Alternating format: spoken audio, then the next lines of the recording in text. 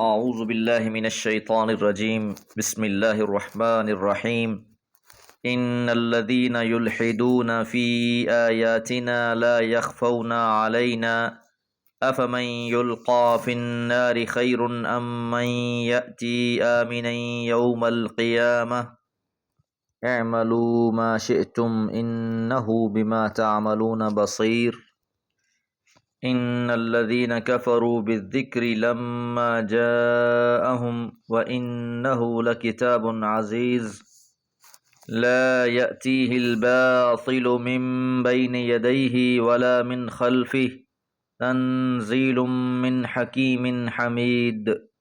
سورہ حامیم السجدہ آیات 40 سے 42۔ پچھلی آیات میں یہ بات جانی وقال الذين كفروا لا تسمعوا لهذا القرآن والغوا فيه لعلكم تغلبون، اور کافر کہتے ہیں کہ قرآن کو نہ سنو اور جب قرآن مجید پڑھا جائے تو شور و شغب کرو تاکہ تم لوگ ہی غالب رہو۔ اب آگے اللہ تعالیٰ فرما رہے ہیں ان الذین، بلا شبہ جو لوگ، یلحدون الحاد کرتے ہیں، فی آیاتنا ہماری آیتوں میں۔ الحد یلحد الحاد کے معنی انحراف کے ہیں، کج روی کے ہیں۔ تو یہ جو لوگ کافر ہیں یہ قرآن مجید کو سننے کے بجائے، اللہ کی نشانیوں اور آیات پر ایمان لانے کے بجائے کج روی اختیار کرتے ہیں۔ لا یخفون علینا، وہ ہم پر مخفی نہیں ہیں، ان کی یہ بد حرکات اور شرارتیں اللہ ان سے خوب آگاہ ہے۔ آیت نمبر 25 میں برے ساتھیوں اور گمراہ لیڈروں کا تذکرہ ہو چکا۔ اسی قسم کے اشرار کو اس آیت مبارکہ میں دھمکی دی جا رہی ہے۔ جو لوگ اس طرح کی حرکتیں کر رہے ہیں یہ ان کی حرکتیں اللہ سے ڈھکی چھپی نہیں ہیں۔ افمن یلقى فی النار، کیا پس جسے ڈال دیا جائے گا، فی النار آگ میں، خیر بہتر ہے، ام من یأتی یا وہ شخص جو آئے گا، آمنن امن کے ساتھ، یوم القیامت قیامت کے دن۔ ایک شخص کا انجام یہ ہے کہ روز قیامت جب اسے اٹھایا جائے گا اسے جہنم کا ایندھن بنا دیا جائے گا۔ اس کے مقابلے میں ایک اور شخص ہے جو اس دن بھی امن سے ہوگا، اسے کسی قسم کا نہ ڈر ہوگا نہ اسے کسی بات کا غم ہوگا۔ تو اب انسان سوچ لے کہ ان دونوں میں سے بہتر کون ہے، کس کی راہ کو اپناتا ہے۔ اعملوا ما شئتم، عمل کرو جو تم چاہتے ہو، انہ بما تعملون بصیر، انہ بلا شبہ وہ اللہ تعالی، بما تعملون جو بھی تم عمل کرتے ہو، بصیر اسے دیکھنے والا ہے۔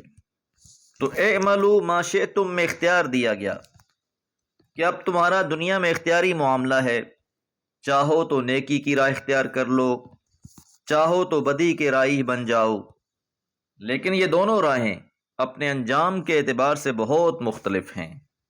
ان الذین، بلا شبہ جن لوگوں نے، کفروا کفر کیا ہے، انکار کیا ہے، بالذکر اس ذکر کا۔ الذکر قرآن مجید کے صفاتی ناموں میں سے نام ہے۔ کافروں کو انکار ہی سے قرآن مجید سے تھا، یہی وجہ ہے کہ وہ پیغمبر علیہ الصلوۃ والسلام سے کبھی مطالبہ کرتے کہ اس قرآن مجید میں کچھ تبدیلیاں کر کے لے آئیں یا اس سارے کو ہی تبدیل کر کر لے آئیں، اور اللہ تعالیٰ نے ان کے بارے میں یہ بات بھی ارشاد فرمائی قرآن مجید میں ہی کہ اے پیغمبر علیہ الصلوۃ والسلام یہ آپ کا انکار نہیں کرتے، بلکہ جو آیتیں اللہ تبارک و تعالیٰ نازل فرما رہا ہے اس کے یہ انکاری ہیں۔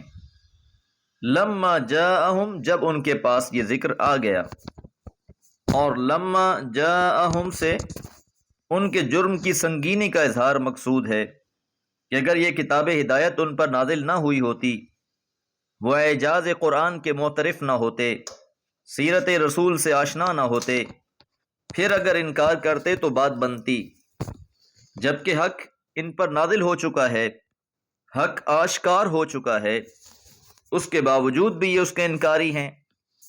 وَإِنَّهُ، اور بلا شبہ یہ ذکر، لَکتاب، البتہ کتاب ہے، عزیز زبردست۔ عزیز یہاں پر کتاب کی صفت بیان کی گئی ہے۔ عزیز کے معنی غالب کے بھی ہیں، تو اپنے دلائل کے اعتبار سے یہ اتنی غالب کتاب ہے، کوئی بھی ذی شعور انسان اس کا انکار نہیں کر سکتا۔ اس کے دلائل اور براہین کو جان کر اسے تسلیم کرنے کے علاوہ کوئی چارہ نہیں ہے۔ یہ اتنی عظیم کتاب ہے، لا یأتیہ الباطل، اس میں باطل داخل نہیں ہو سکتا، من بین یدیہ، اس کے سامنے سے، ولا من خلفہ، اور نہ پیچھے سے۔ یہ قرآن مجید کی عظمت ہے، اللہ تعالیٰ نے اس کی حفاظت کا ذمہ لیا ہے۔ ایک آیت مبارکہ تو آپ نے اکثر سنی ہوگی، انا نحن نزلنا الذکر وانا لہ لحافظون۔ یہ آیت بھی قرآن مجید کی حفاظت کے بارے میں ہے، اور لا یأتیہ الباطل من بین یدیہ ولا من خلفہ، یہ بھی قرآن مجید کی حفاظت کے لیے ہے۔ اللہ نے اسے حق کے ساتھ ہی اتارا ہے، وَبِالْحَقِّ أَنزَلْنَاهُ وَبِالْحَقِّ نَزَلَ، حق کے ساتھ ہی ہم نے اسے نازل کیا ہے، اور حق کے ساتھ ہی یہ نازل ہوئی ہے۔ یہ کتاب اللہ رب العالمین کی طرف سے ہے۔ اس کو لانے والے حضرت جبرائیل علیہ السلام ہیں، جن کی یہ صفت بیان کی گئی ہے قرآن مجید میں، ذی قوت، قوت والا ہے، مطاع امین، فرما بردار ہے اللہ کا، امانت دار ہے، عند ذی العرش مکین، وہ ایسا فرشتہ ہے جو زور آور بھی ہے، ارواح خبیثہ اس کو مغلوب نہیں کر سکتی، وہ تمام فرشتوں کا سردار ہے، اس سے بھول چوک کا کوئی شائبہ نہیں۔ جو امانت اللہ نے اس کے سپرد کی ہے، انہوں نے اسے من و عن حضور علیہ السلام تک پہنچایا ہے، اور پھر روئے زمین پر کائنات کی عظیم ترین ہستی محمد الرسول اللہ صلی اللہ علیہ وسلم کا انتخاب فرمایا، آپ کے قلب اطہر پر اسے محفوظ فرمایا۔ آغاز وحی میں جب حضور علیہ السلام کو یہ فکر دامنگیر ہوئی کہ قرآن مجید کا کوئی حصہ رہ نہ جائے، تو آپ کو نصیحت کی گئی، لا تحرک بہ لسانک لتعجل بہ، ان علینا جمعہ وقرآنہ، فإذا قرأناه فاتبع قرآنہ ثم ان علینا بیانہ۔ اور آپ اس قرآن کو حاصل کرنے کے لیے اپنی زبان کو تیز نہ چلائیں، ہمارے اوپر اس کے جمع کرنے اور اس کے سنانے کی ذمہ داری ہے۔ جب ہم اس کو سنا چکیں، بس اس سنے ہوئے کی پیروی کریں، ہمارے اوپر ہے اس کا جمع کرنا اور اس کے سنانے کی ذمہ داری بھی۔ اس کے بعد جیسے ہی وحی نازل ہوتی، آپ کے دل میں محفوظ ہو جاتی۔ اور اس کے علاوہ بھی نزول قرآن کے وقت اس بات کا خاص اہتمام کیا گیا کہ شیاطین جن مالا الاعلیٰ کی باتیں نہ سن سکیں۔